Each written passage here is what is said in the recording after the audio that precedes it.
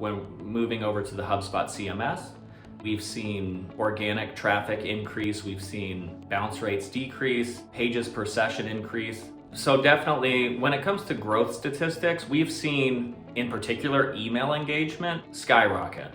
Hi, my name is Noah Horton. I'm the Chief Marketing Officer for Greater Good Charities. Greater Good Charities is a 501c3 nonprofit organization dedicated to protecting people, pets, and the planet.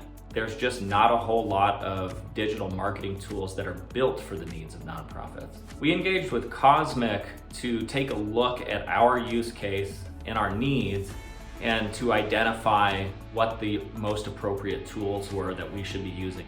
What we've gone through over the last year is a full digital transformation that involves using HubSpot as our primary marketing tool.